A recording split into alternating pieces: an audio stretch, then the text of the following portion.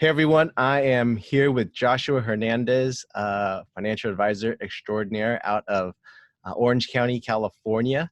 Thanks, Josh, for joining me. You're welcome. Good to be on with you today, Dan.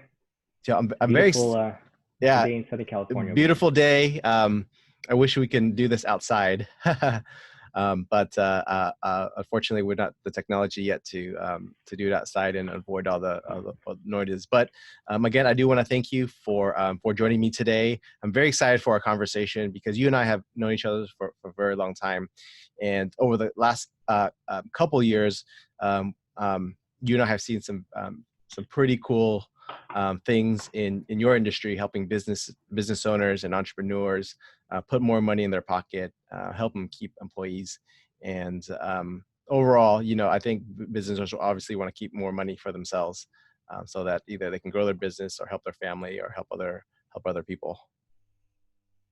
Absolutely. Yeah, it's been an awesome ride to see your business grow and all the cool things you've been doing. So congrats on all your success and excited to be here to share some cool ideas and just chat. Yeah. So I'm very excited to share some of the things that you're going to talk about today. And before we start, can you share a little bit about, where you grew up, before you got into this industry, how you got into this industry, and things like that? Yeah, absolutely. Absolutely. I'm a Southern California boy. Grew up in the South, SoCal, and Mexican American family. Most of us spoke Spanish, English. Great carne asadas over the weekend, and great family. Mom and dad are awesome, hardworking people, and it's been great. It's been awesome. Great family background. I didn't know what I wanted to do early on, but I saw the internet moving and growing in technology. And actually, my first degree ended up being in computer science. So we saw technology being the wave of the future, and I wanted to be part of some of that, and got my degree. Turned out I found I liked working with people more than fixing computers. So I got into training in HR and just spending time with just the workforce. I was a little better at that, but I've always had this like methodical background, this IT background in the back of my head. So I tinker around with, I'm fascinated by, computers and technology and marketing and all that cool stuff. And then, there was in my 20s, still in my 20s, I ended up at that time, not too long after I got into HR, and I ran across a very successful financial advisor who said, "Hey, you want to learn about money?" And I thought, who doesn't want to learn about money? I didn't have a lot of it, so I was first surprised that he was even talking to me about this. But which ended up being, one of the things I really fell in love with is that he was willing to take some time to just sit and chat. And I learned more about money and investments and taxes and insurance in that 1 hour with him that I learned my whole time in school and college, and was fascinated. But it was probably not until I introduced him to, some family of mine, that all hardworking people. We were not poor. I was never broke. I never felt broke. We always had food on the table. So I thought, hey, my family's doing okay. Let me introduce this guy to people that I care and love, and make more of what they have. And surprisingly, they didn't have anything. They didn't have anything, and it was kind of, kind of a letdown, because I thought, wow, everyone's always seemed to have money. They had a couple homes, a couple cars, and I realized most people don't get a lot of support in the area of personal finance unless you have, multiple zeros in your bank account. Then you're going to have every bank and every firm calling you. And if you don't, then you're kind of on your own. And that doesn't mean you're broke. Some people have a lot of money or a decent amount of money, but they just don't have a certain net worth to be paid attention to. And I thought, this is an area that I care about, because it was a personal kind of scenario with my family, and I liked it, and I thought this could be something for me. And it's been almost 20 years now, and I love it. I love the business of teaching people how money works. Okay. And I'm sure, hasn't always been sunshines and rainbows in your industry and your journey as a entrepreneur. Would you be willing to share some of the kind of roadblocks you've had to go through, to get to where you are today? Yeah, especially starting off in your 20s, think about, you in your 20s, a young individual going out and talking to people that have money that might be in their, 50s, 60s, and 70s and saying, "Hey, I can help you manage your money." And you could imagine the kind of expressions that I might get at that age. And so those are one of the roadblocks. And if you're young and you're trying to get into an industry where there's people that are older, or maybe you're not the typical person in your industry, don't fret. There's still opportunity. And so that's probably one of the first roadblocks, is just image and misconception. So what do you do? What did I do? I just worked hard. Mm-hmm. I ended up working harder than maybe my counterpart, just because I felt like I needed to know more, and I felt like I needed to overcome more. And I could see a lot of that happening for people that are either young, or maybe they're not the certain skin color, or they don't have a certain degree. But yeah, maybe sometimes we have to work harder, and that's what I just did. I just worked and still did well. I ended up doing well in my 20s. So there's opportunity, absolutely. People do need it, and you just get in front of the right people. And one of my biggest lessons, I think, is that as long as you know a little more than the person that you're talking to, and you can offer some kind of value, people will appreciate what you're sharing with them. And that was a big one for me. If I can just learn a little bit and offer some value, then I'll find someone that'll listen, and I can find someone that I can help. Yeah, it's I think it's very similar for me and a lot of people in my industry. Is I actually had a meeting yesterday with a very, very large potential client, and they asked me how long I've been practicing. This December will be 15 years, and they can't believe it. And I even wore the suit, and I dressed up, and so from time to time, even now, and it was even worse, 15 years ago. But even now, I get like, "Oh, you don't look that old.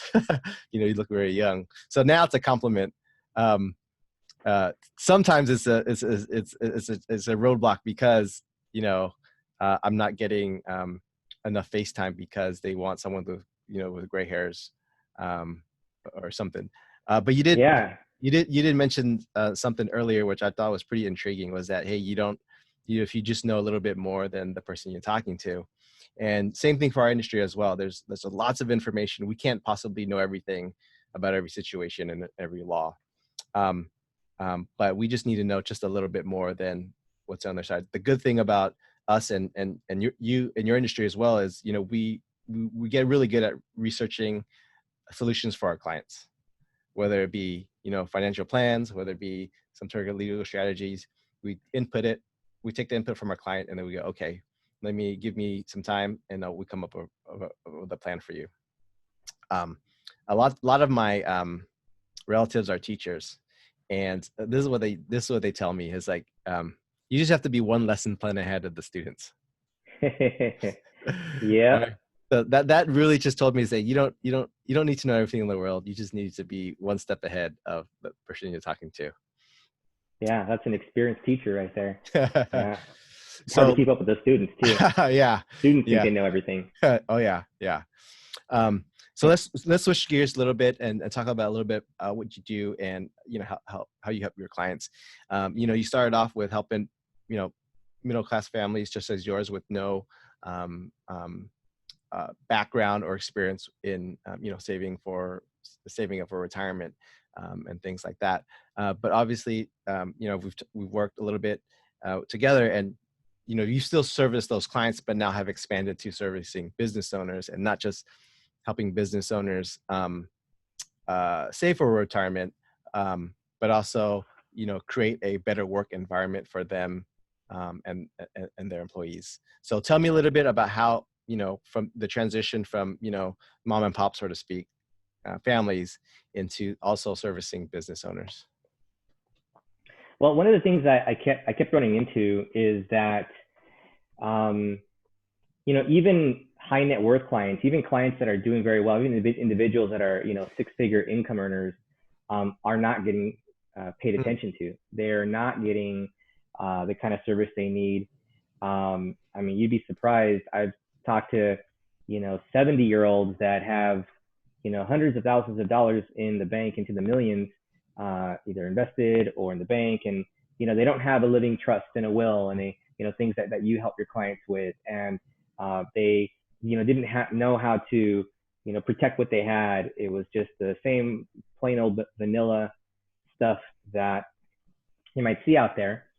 So I thought, wow, there's a need there. So eventually I just spent more time researching, working with CPAs and accountants that work with, their business owner clients, and just got to know that world. So a lot of my work today is, working with CPAs to help them better service their best clients and make it easier to work with those best clients. I never forget why I got into the business to begin with. So, I still help the everyday mom and dad, and, that's looking to get better educated. But that's kind of how that happened. Is I realized that even, people that are profitable are not getting the right kind of service and attention. So I really like your particular strategy of trying to get clients, at least on the business side, right? We always can go find one-on-one meetings with particular clients, but what was it about going to accountants and CPAs and other tax professionals and say, hey, let me work with you to help your clients, rather than going straight to the business owners to help them? Yeah, well, one of the things that I noticed about CPAs and accountants is, one, they're very hardworking people. I mean, they're super smart. They're very hardworking. Matter of fact, like most of them don't even want any more clients. They probably have enough clients to work with. Their problem is time. They don't have enough time. And what they're looking for is a partner to make their job easier. And that's what I found, is they just want to make it easier to support their clients. And so I found a few ways that can help them evaluate the scenario of a client they're working with. And, my closest CPA partners work closely together to evaluate and find ideas, and then find the right resources. And I mean, and sometimes it's not even the retirement plan, but it's just, finding great people like, a good business attorney that understands, taxes and entity structures, and make it easier to, support the CPA and, helping the client establish what they need to get everything else done. Things like that. Okay, awesome. So let's switch gears a little bit and talk about maybe some of the strategies that you've helped use to help clients, business owners, keep more money, in their pocket. And obviously CPAs, tax accountants, is usually one of the biggest ways is to find, how do we reduce our taxes, right? How do we keep more money in the pockets of our clients? So particularly for business owners, what are some of the more successful strategies you've been employing for your clients to help them keep more money for themselves?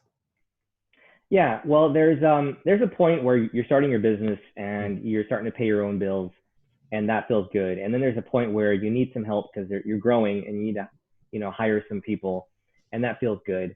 And then there'll be a point where, you're doing a little bit of both, and you're doing, so well that now you're getting this big tax bill.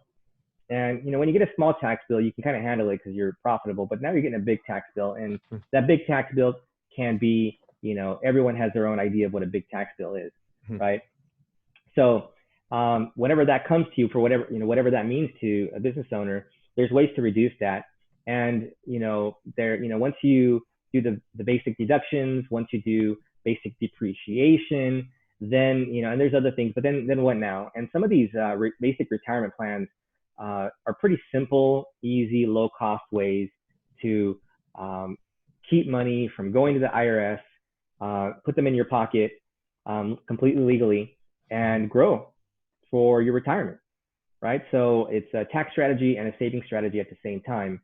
And depending on how you want to do it, there's different ways you can structure it to where the business owner can, keep a good portion of the money allocated to the retirement plan into their own pocket and not have to share with too many employees, maybe employees that have not worked with them for that long. And there's some ways you can structure it where you're sharing, and you want to make this a way to recruit and retain employees.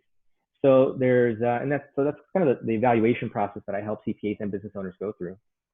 Okay. All right. So, you mentioned about retaining employees, and, right now we have a good economy. So that means people are they can jump job from job to job, right? Because maybe no one's getting enough. Usually, the next company is paying more, right? But for some employees, it's not always about the money. Maybe it's about the work environment. Sometimes it's about the perks. How can business owners use the strategies that you offer to not only attract good employees, but also keep them as well? Yeah, and so if you've got employees with some experience, or they're valuable and you want them, it's a tough job market out there. Meaning that it is competitive for employers. You've got to find the right people. So that employee can go to a Fortune 500 company and do what they're doing for you, or they can find a established company with hundreds of employees that have these big benefits. Well, you can implement some of these big company benefits and install them into a small company and be competitive that way. So, some of that comes in the form of like a match, right? So you can set up these different types of corporate plans that offer some form of match. The traditional match is like a 3% or 4% match. And it actually is not a lot of money. When you run the numbers, especially if you have small business, one of the first things business owners say is, wow, that might be a lot of money out of my pocket. I might not have that. But often when we run the numbers, it's actually a very small amount that you have to give the employees that makes it just enough for the employees to want to be there, because you are competitive. That kind of a match program is very similar to a match program at a Fortune 500 company. And so that's one way they can, start to add a simple benefits program to say, hey, once you're eligible, here's how long first you have to be here to be eligible. So now you're not just giving away money right away. They have to earn the right to start receiving some money. So that might be a 3-month wait, a 6-month wait. It could be up to a 1-year wait. Even some of these plans can have the employee wait 3 years in order for them to receive some of these benefits. And so once they're in, then you feel a little better as a business owner to say, okay, well, they've earned it. Now I'm going to share, a little part of that. And some of these plans can be set up that you don't have to give them any match unless they contribute. So if they're not interested in contributing for their own retirement and their own future, then you can say, as a business owner, I'm not interested either, right? But if you do contribute to your own, retirement plan, then as an employer, I'll help you out. I'll match a part of that. Okay. Yes. I think, benefits packages have always been kind of a key part of attracting and key employees. Because again, not everyone is attracted by money, but I think things like that, matching, time off, medical, dental, those things are certainly valuable to certain employees. Now, we talked about saving taxes, and I think if we're a new business owner kind of searching into this particular area, maybe we're starting a retirement plan, the kind of the biggest rule is, hey, if you offer benefits, then you have to basically you have to treat all employees the same equally, and essentially the same quote unquote benefits package to all employees. But I think if you dig a little bit deeper, you say, hey, there's some strategies that, for maybe business owners themselves, or maybe key executives or key employees that bring a lot of value to the company. There are ways to, show, I guess, a little bit more appreciation to them. Yes, there sure is. And I mean, you can set some of these plans up to where, you've got to be working with the company for, say, 3 years just to even receive some kind of match, or maybe a profit sharing, plan. And so you might be, as the owner, the only person that's been there for 3 years.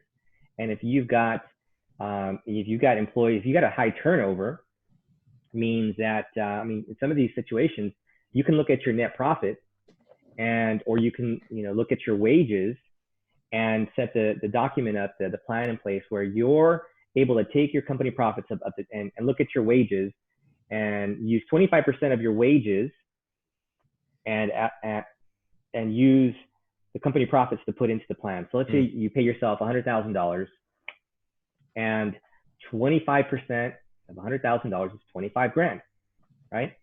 And you've got $50,000 in profit that you're going to be taxed on. So what you do is the plan can be designed where you take $25,000 of your net profit and put that into your own retirement account, right? And because you had turnover, you're the only one that is eligible to participate, because you may have been there for 3 years and no one else has. So that allows you to take some of your profit that you would have paid to the IRS and just put it into your retirement account.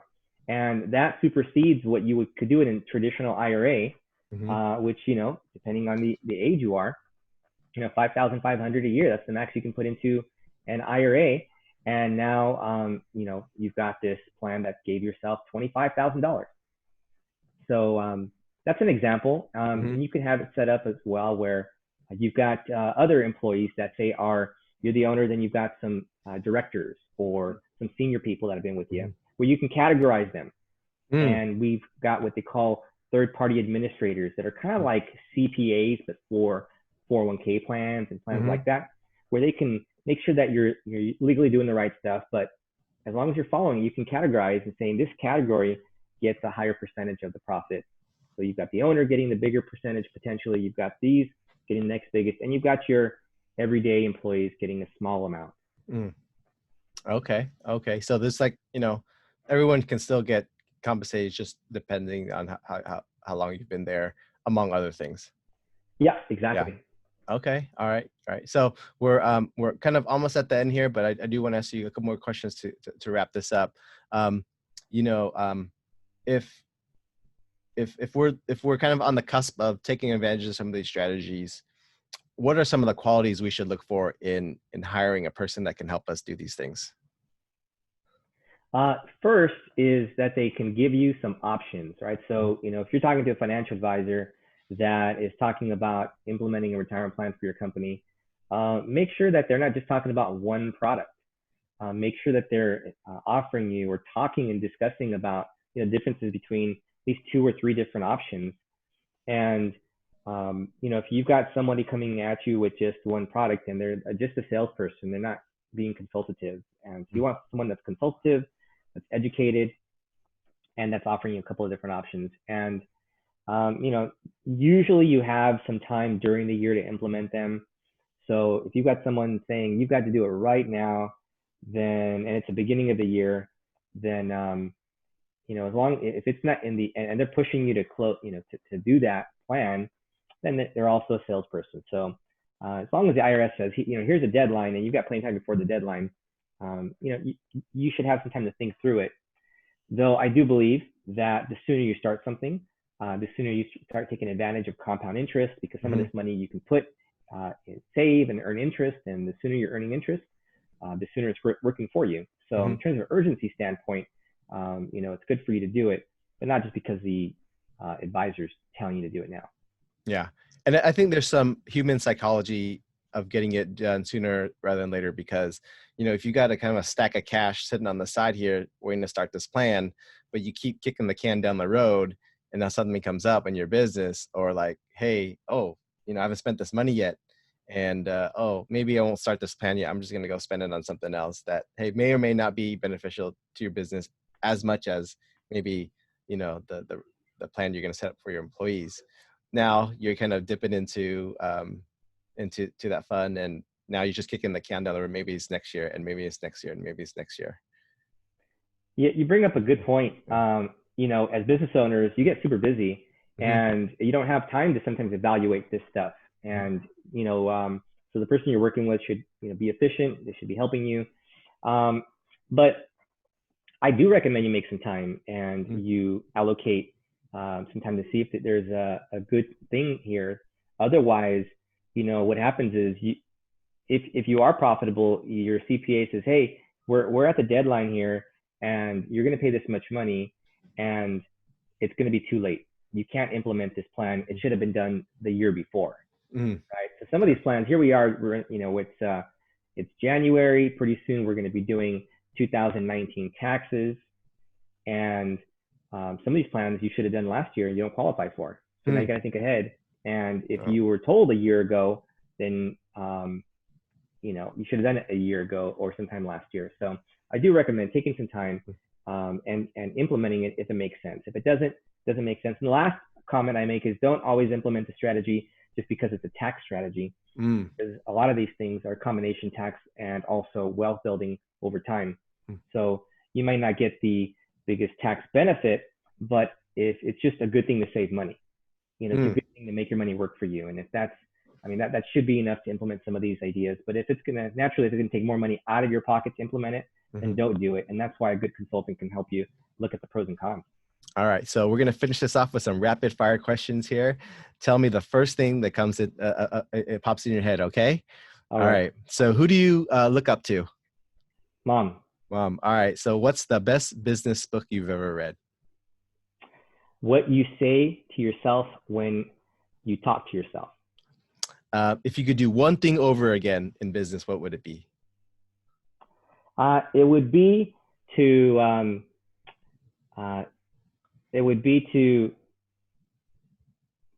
add a couple more people to my bench for advice, right? Sometimes you think you know it all, and you should probably ask the right people, not the wrong people, but the right people for advice.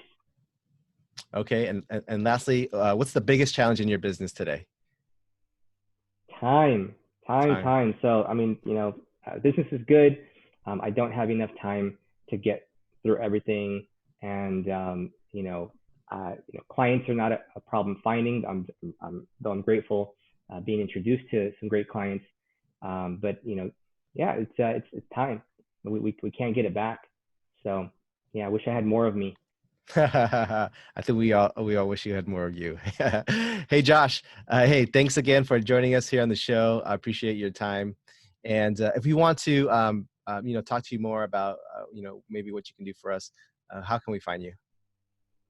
Easiest way to get a hold of me would be to go to my website, my calendar at www.timewithjosh.com. Timewithjosh.com.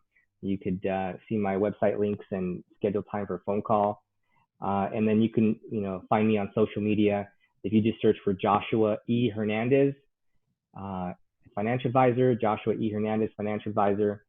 And that's how you can find me. Thanks for having me on, Dan. Yeah. This was fun, man. This is really fun. All right. Hey, you have a good weekend, and we'll see you soon. Okay. Sounds good. All right. See ya.